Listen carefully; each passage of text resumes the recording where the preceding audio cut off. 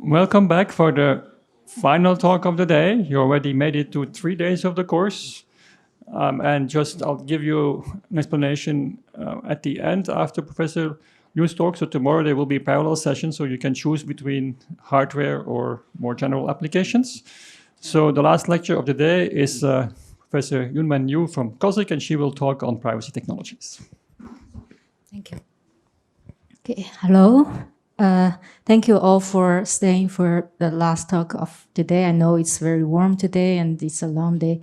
It's a long week for you.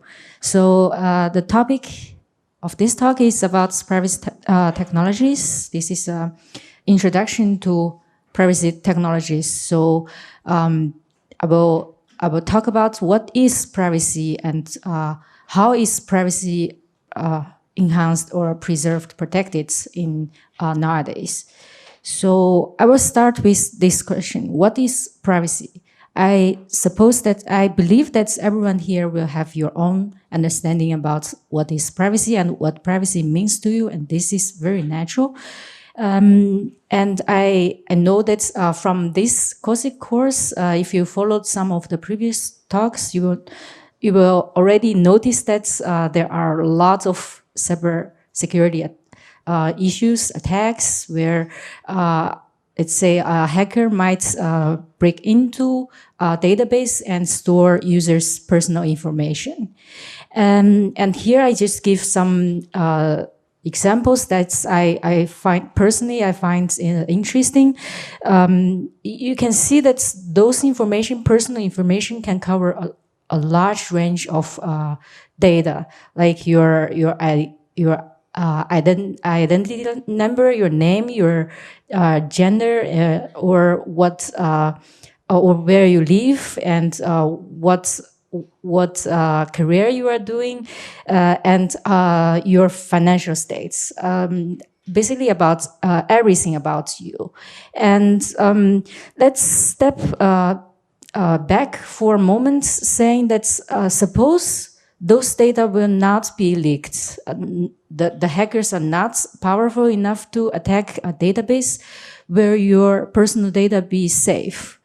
Actually, that's the contrary. So I want to start with this example. It's advertisements. You will see this every time when you go to a YouTube page to watch a video or just to listen to a music on some platform. There will be advertisements, and very often it is tailored for you. You might wonder, like, how can they personalize advertisements for you? Well, there are many ways to do such a thing. There are many tricks that can allow a company or a service provider to provide you the advertisements that they think might be very interesting for you, so that they can convince you to buy something or to buy some service. And one of the method is by cookies, by using cookies. So cookies are basically essential methods that can help your browser to work properly or efficiently. So, but then you will notice that it is feasible for cookie or for a website to use your cookies on your device to track you, to see what you have already seen in the past and what is your interest, or just to see your browser setting, to, for example, what kind of language you are using, what kind of, or where is your location, or with those information, they can actually try to figure out what kind of advertisement is the best for you to see. And because of such an attack or such a problem, there is actually right now, if you live in a European country, in EU, every time when you go to a website for the first time, or when you use the private mode of your browser, you will see such a thing. It's a cookie banner. I suppose that people here, you all have already seen such a banner. And what I want to say is that even if there is a cookie banner, you can see there is like you can choose with this cookie banner. You can choose what you prefer to what you prefer for the setting of your cookies. You can choose to reject everything. So, or you can also choose to accept everything, or or you can open that more option button to do more settings.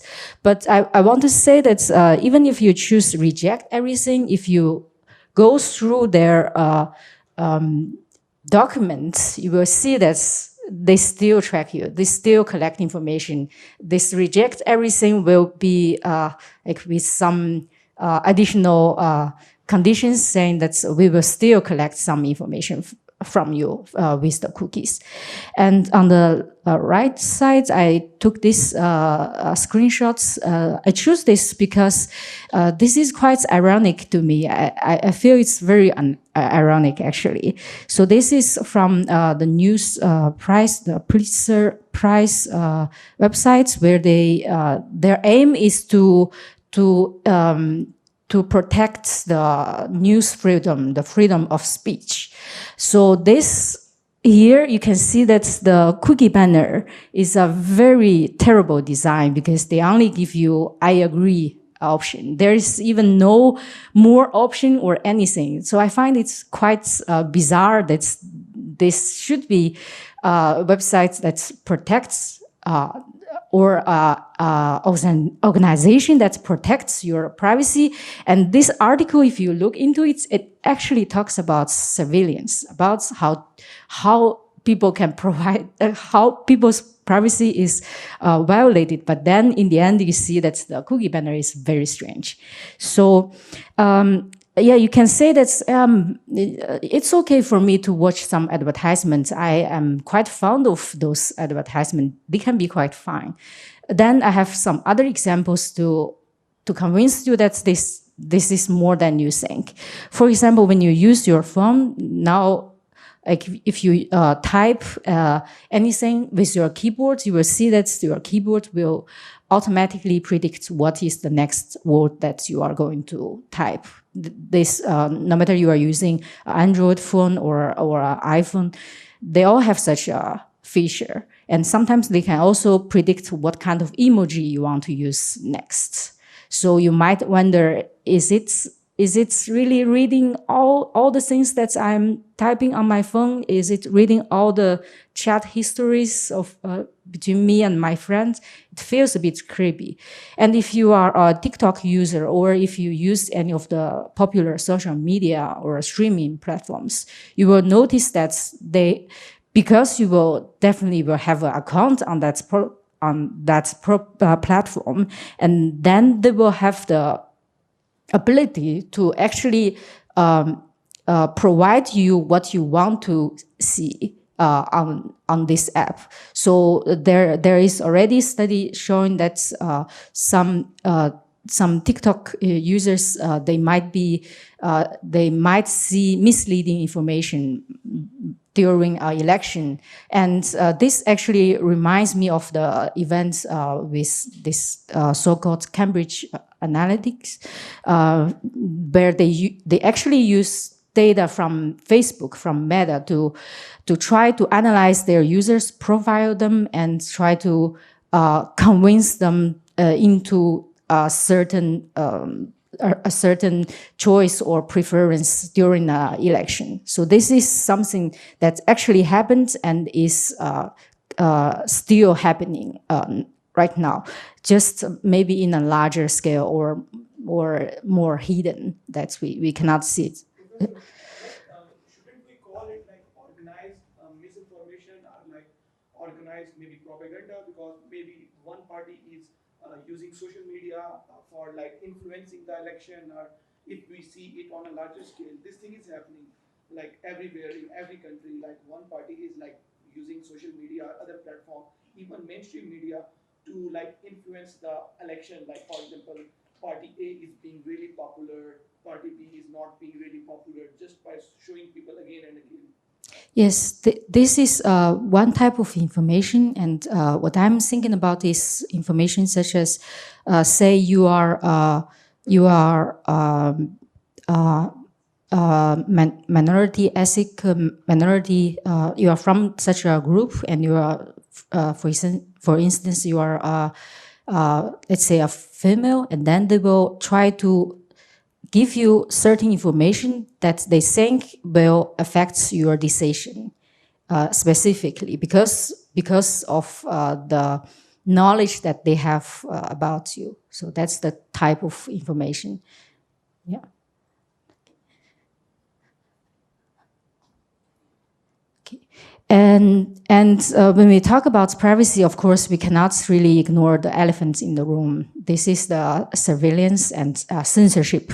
So here I show a map of like which country are the most censored in the world. You can find this figure and similar figures on this Our World in Data websites.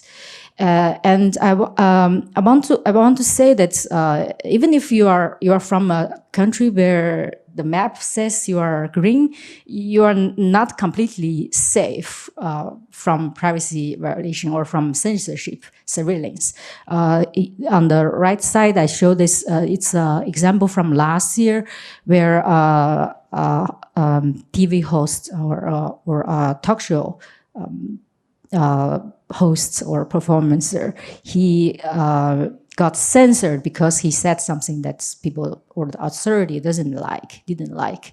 So you can see that this such news, such stories, you can see from different areas and in different countries. It's just maybe it's happening more and more often. We can and another thing that I want to bring up is to be able to perform censorship, to censor people, you first need to know what they are doing. That's why you will naturally have something called surveillance. So you probably notice that there are more and more cameras outside, especially for large cities. I know that some people will feel safer when they see a camera, a surveillance camera in the public, because they think that this will intimidate the criminals. But I mean, when you see such camera, you cannot help but thinking who has those data and who has access to those data. And like those video tapes, how long will they be stored? And if if I go to some place and I don't really want to be filmed, what can I do? Gonna go to some, let's say, police station to say that I want you to delete this because I don't really want my face to be shown there. Actually, in recent years, there is even more severe problem with this surveillance because of AI. So now it is even feasible to have such a system where you collect people's activities just outside with a surveillance camera, and this video information will be processed by some AI model or tool to analyze who they are and where they are or what they are going to do to infer such information in real time. This feels quite scary if you think about it. This is actually happening in some countries. So I want to say that, for example, here I have a figure. It is a notice board from the UK, from London, where they will say that, okay, we have this live camera on, and it will do facial recognition. So just so you know that we are doing such a thing. If you pass by, we will check everyone and see if there is any potential criminal or terrorists, such things. And Of course, for the when we talk about surveillance, I think currently a very interesting topic in this area is actually about chat control. So in the UK, there is debates about whether the instant messaging app should censor users' pictures or messages before they send them.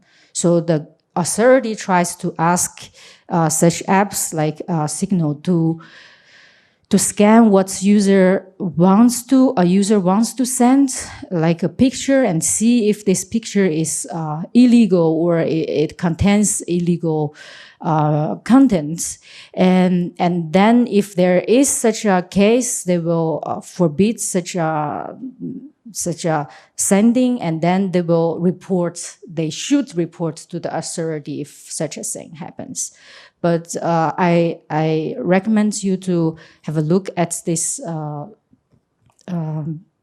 blog from Signal about why this can be a problem and why end-to-end encryption with this messaging app, when all your messages and your conversations are end-to-end encrypted, why is it important for you? So I recommend you to read this.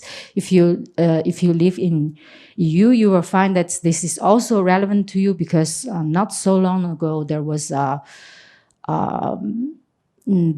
case where so it is something called chat control, and this thing was rejected by the parliament. So right now there is not yet chat control, but we don't know if there will be in the future, because you can see that for the authority, for governments, it's very convenient if you can know everything, if you can know what everybody is thinking.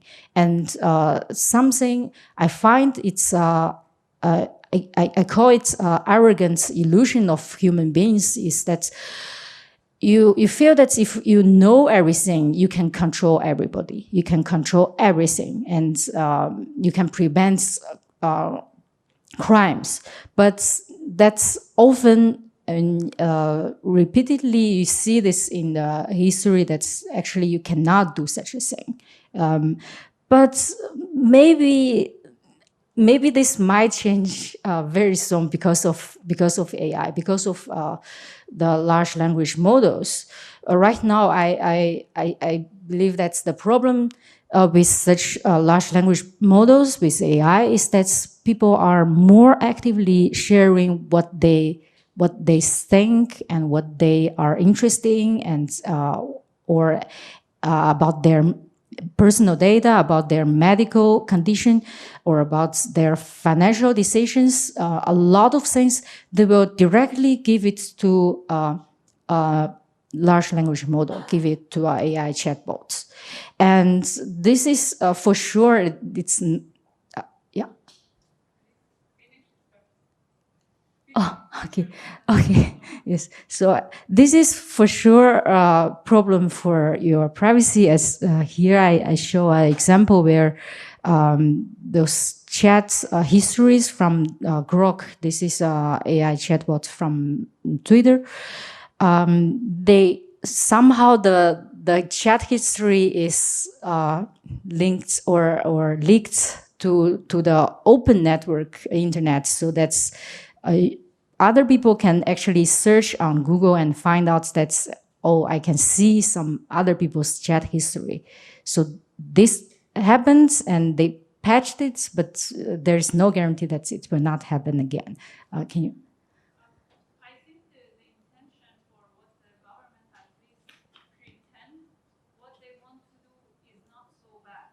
Because if it's about protecting underage people, or let's say preventing pornography or whatever to protect part of the society, the intention can be good. And I think the problem is that that is more of a just an excuse, because you don't need to have a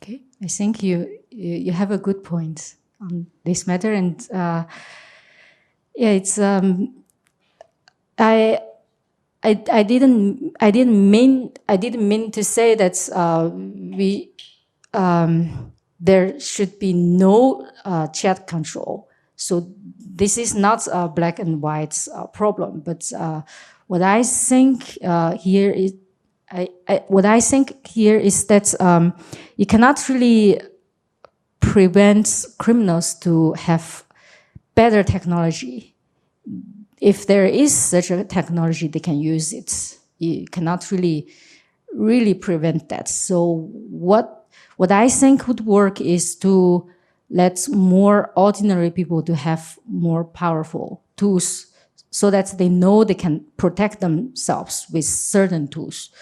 Yeah, it's how to prevent people from doing bad things, or I think that's not something that I can answer. But I can see your points, and I also know that there is a huge debate about this chat control and about the whether this is surveillance or not. Or just I want to maybe I can just say one sentence about what I think about this. Is sometimes I see from news or from government this documents, it feels as if end-to-end encryption is considered as like equivalent to crimes. It's as if it's like because there is end-to-end encryption, so that there is crime. But I think this is not correct, and we shouldn't abandon such privacy enhancing technology just because some criminal can use it. So that's what I want to say. And thank you for your question. So yeah, of course, for the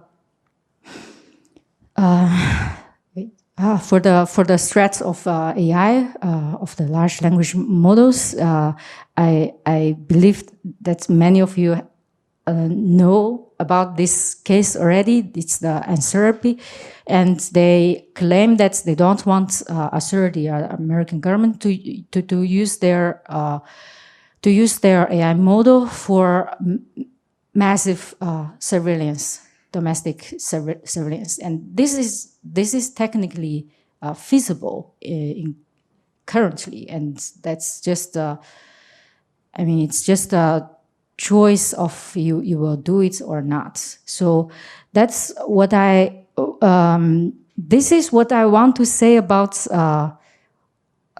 privacy violations in real world. So you can see this very often in the news, and I think currently people are have more awareness about this problem. They feel that's okay. I know I want to protect my privacy, and I know that it's an important thing for me.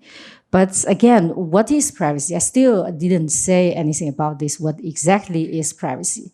And before I talk about it, I want to first say that this is a quote from a book, and it is known that it's very difficult to define privacy properly.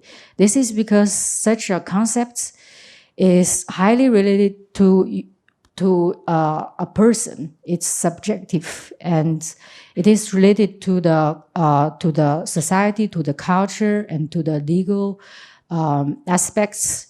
And it also depends on like which area you are living in. Like, say, privacy might mean something different when in the 1990s than privacy as of today. Yeah, and this, because this is a quite abstract concept, you can see that in the next 10 minutes, I will talk about something that is not really about technology, but about philosophy, about legal aspects, how people from the social science understand about privacy, this concept. And this is important because when we talk about protecting privacy, one aspect or one problem that we cannot really avoid is when there is a privacy violation, when someone hurts your privacy, what can you do about it? Then you will have to do, you will have to probably go through a lawsuit, and you try to take the person accountable for this. So that's, but first, let's see how people define privacy. So this is probably the first discussion about privacy from the literature. This is from more than 100 years ago, and people were talking about the right to privacy. And they say that the right to privacy is the right to be let alone from a legal perspective. It means that if I don't want to share something, if I don't want some information about me to be in the public, then I have the right to say no. And this idea was originated because of a very new technology back then. It was the photography. It's because at that time people can actually take a camera to take photos of random people on the streets or take a photo from celebrities. And this motivated the study to say that there should be, people have the rights, have the privacy rights to say that I don't want you to take a picture of me and publish it on some newspaper. So that's, you can see that, you can actually see that the definition or the concept of privacy actually evolves with the development of technology. Whenever there is a new technology, people will start to think a bit more about what privacy means. And then we come to the digital age, the information age. Here, this is the one of the first times where privacy is actually defined for the case where there is information intrusion. So when this is not just about, say, you are physically, your privacy is physically violated, but it's about your digital data. It's about some information about yourself. And this, so Westing claim that your personal data, your name, address, your communication history, your health records, those information should be protected by law. This, and then you can see that 10 years later there is actually a quite serious discussion about how to define privacy and how to actually make a law, a privacy law. So this is efforts made by Germany. It's actually because in 1983 the government wanted to, the German government wanted to do a census, and because of that they will have to collect people's data. They will have to collect a lot of data from people, and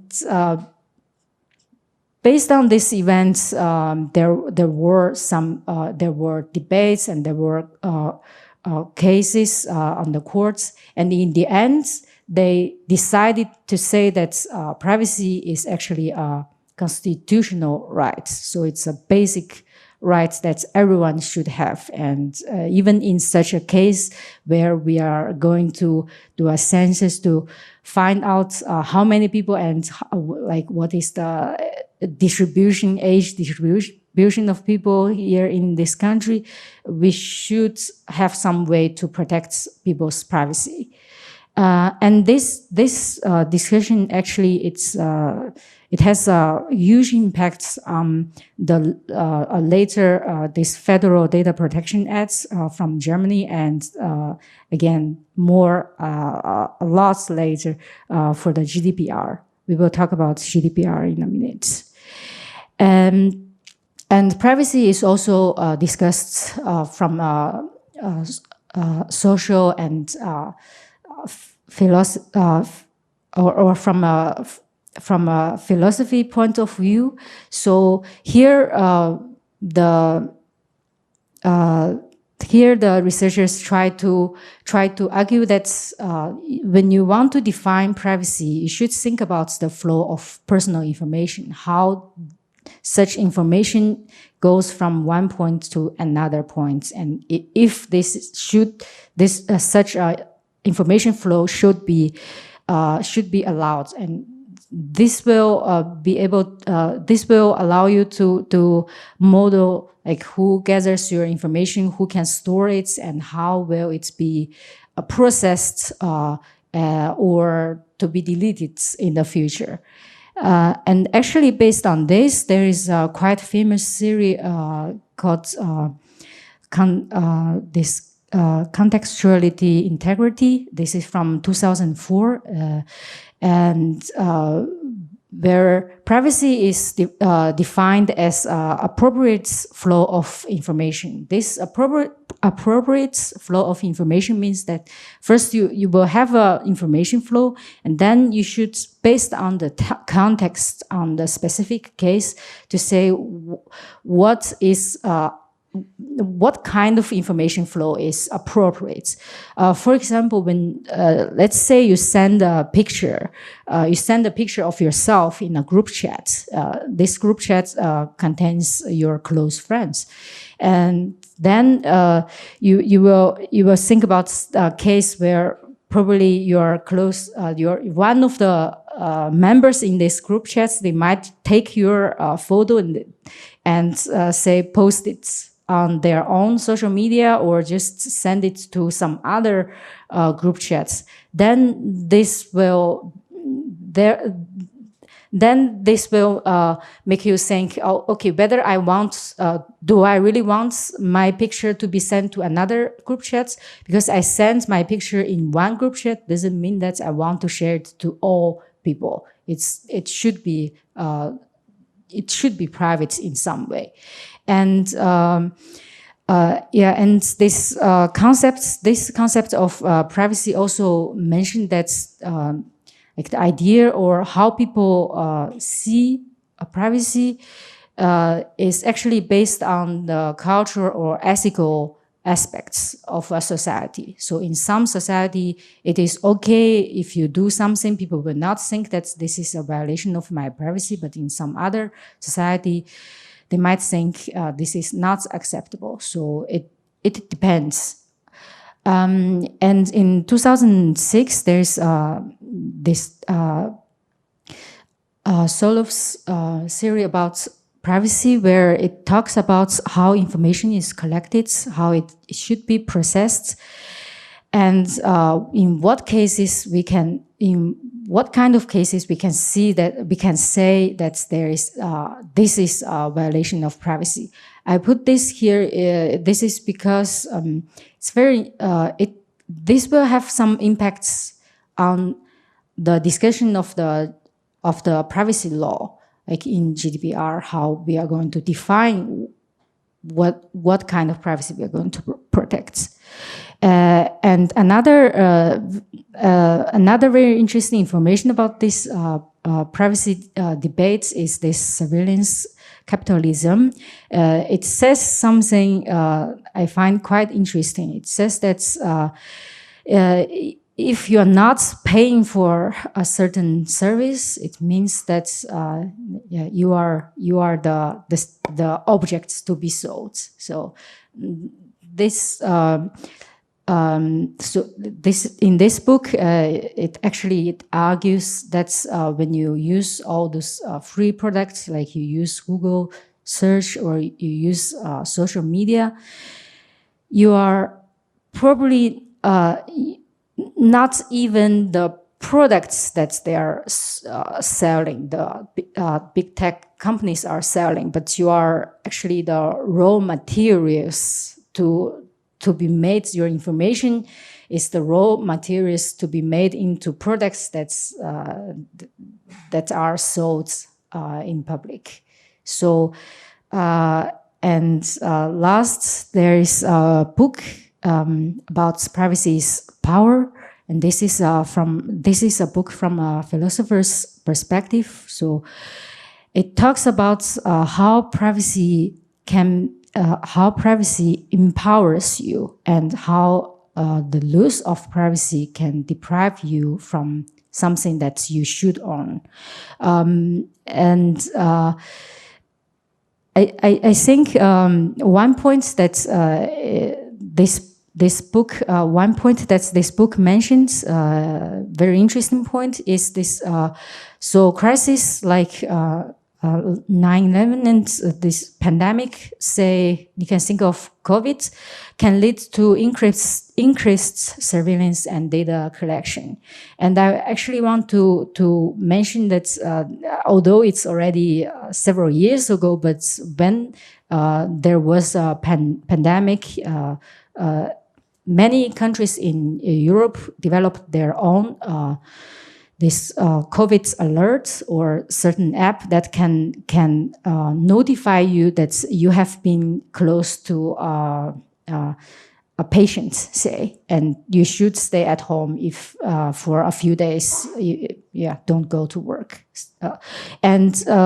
If you think about it, such app will definitely use the information, like where you were at what time and what kind of people you met, even if it's just or some random people you met on the streets. But this is some important personal data that you don't really want. You don't really want anyone to misuse it. And I remember that the app, the COVID alert app in Belgium, it is so part of the technology is developed right here in COSIC. So actually, there are ways to track people in this sense, track people's location without actually violating their privacy. So just want to say that when certain events happens, I think especially like now we will have more experience about how to handle such situation without violating people's privacy. We cannot really say that it's for public health, public security, so that we have to collect your information. We have to know that at what moments you were in this bar or with whom such information. So, because of such discussions, so right now we agree that privacy is a basic human right. It was not like this before, but now because of all the discussions in the history, now we can actually say that this is a human right and we want to protect it. And this leads to the formation of privacy laws. And the first data privacy law of EU can be dated back to 1995. And at that moment, there was no unified legal framework about how to protect people's data and how to protect your privacy, so that the European Union actually allows each member country to develop their own privacy law. And this leads to problems, inconsistencies, because if a company that violates users' privacy is in country A, but the users are mostly in country B, how can you enforce the decisions of the court? This will be a problem. So, and also this law was created way before smartphones and many of the modern applications were there. So it has to be changed. And then the change was there in 2018. This is the famous General Data Protection Regulation, GDPR. And now this thing, you can see it very often on the news. You can see it like from the cookie banners. They will mention that according to GDPR, when we collect your cookie, when we collect your personal data, we should do the following. And from this GDPR, about this GDPR, what I want to stress here is so it defines many rights, many privacy rights in details. And what I want to stress is this right to erasure. It's the right to be forgotten. It means that if you know that your data is collected by a company or by an organization, and at some point you don't want this anymore, you want them to delete your data, then you can actually file a complaint or send an email to the organization, say that I want you to erase all my data. I don't want, let's say, I don't want to keep my account anymore. So I will delete my accounts, but you should also delete all my information or the history of usage on this app. So you can actually demand them to do this. And what is more convenient is that there are companies or there are services that can help you to do this. You can ask them to file such email or such documents, and then they will take care of everything afterwards. So because actually when you ask for such you ask for the right to be forgotten, it is like most legal cases. It will take a long time. It will cost you some money, and it's not something that will magically happen like very easily. So, and the impact of GDPR is also something very interesting to mention. You can see that there are examples where the big tech companies are punished with quite large amount of money, and because of some violation they did. Like one example is Meta, where they actually transferred users from EU to US, their headquarters, without the consent of the users, and this can be a problem for the users, because the users actually they didn't know that such a thing actually happened. So, I mean, it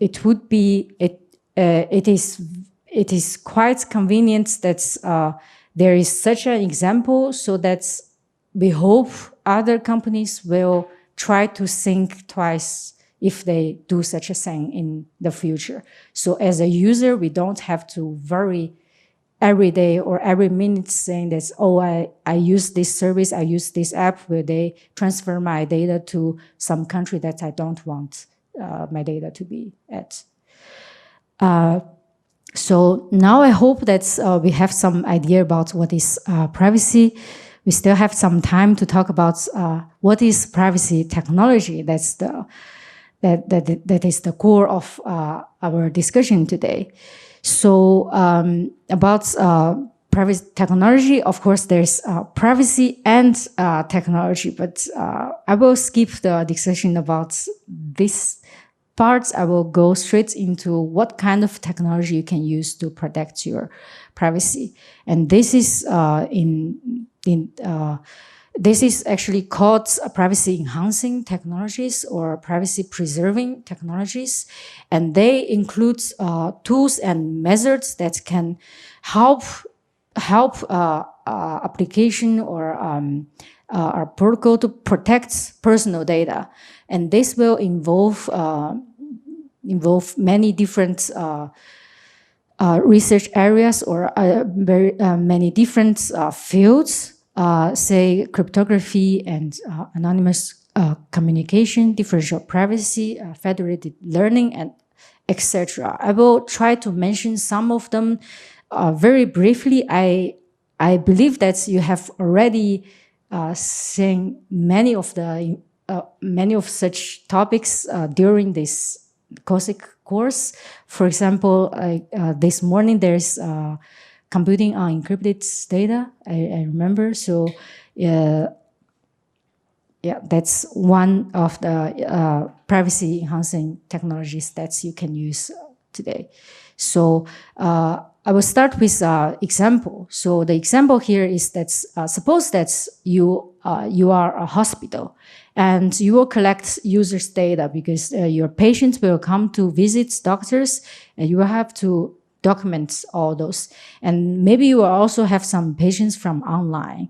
It's online consulting or online hospital where people will log in to make a reservation, for example, or they can also send some of their information to a doctor online to query some answers or some consultancy. And in this case, you will see that many of the hospitals will already use cloud service to store all the data, because this will be outsourced, because I suppose that many hospitals will not be also a data center. So they will have to rely on some other service to do this. And hospitals, especially if you think about KU Leuven, they are both hospital and research institutes. So they will use the data from the patients and try to do research on it. And yeah, again, this might lead into a privacy problem. So you might think that's okay. If I want to do research on this medical data, what I can do is to try to de-identify the patient's data. I can remove the name or the let's say the ID number or the internal identifier of these patients, and then I only keep some essential information for the researchers to do their research. For example, I can keep postcodes, or I can keep the age or gender, because those will be quite important for people to analyze the data. Will this be safe? No, it will not be. It will not be safe, and it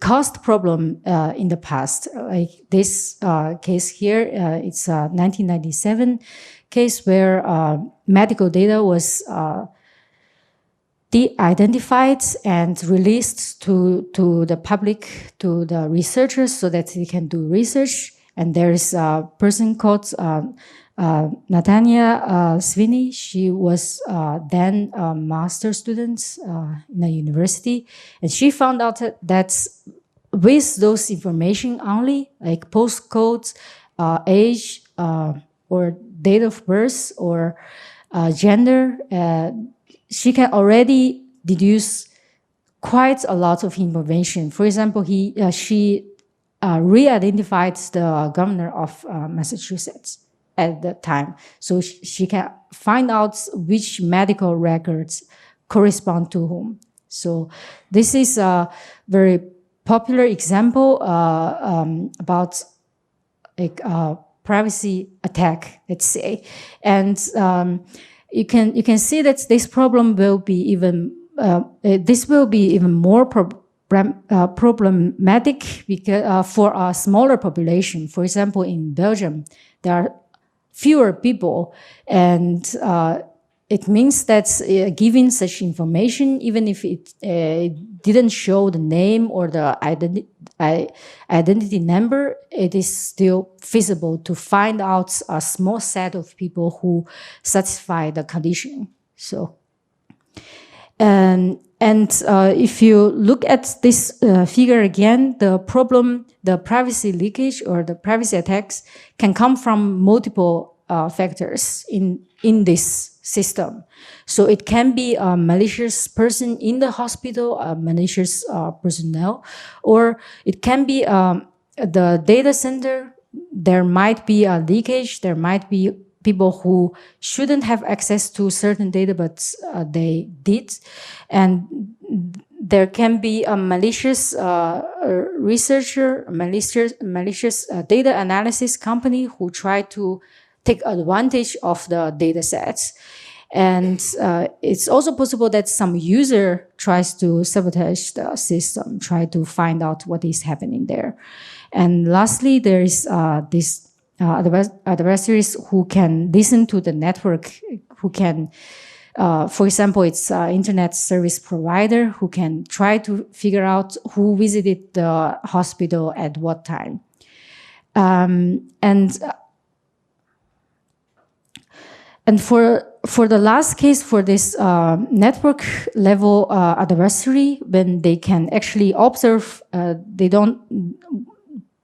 see the package encrypted information, but they can actually see some like timing information or IP address or such information, which is enough for them to deduce information, deduce some data, some information about who visited the hospital and for what reason. So they might deduce such information, and this is a problem that can be solved by the so-called anonymous communication network. I have some slides about this, but I will not go into the details, but what I want to mention here is, so when you use such an anonymous communication network, such technology, what you want to protect against is a network level adversary who try to figure out, like, to link your activity to your IP address, for example, and they try to de-anonymize you from a group of people. So the important property that we want to protect here is anonymity. And this is to say that what you do or what like the traces you leave on the internet cannot really be linked back to you as a person or as a internet identifier or as a IP address. So you don't want people to have such a linkage and to infer information about you.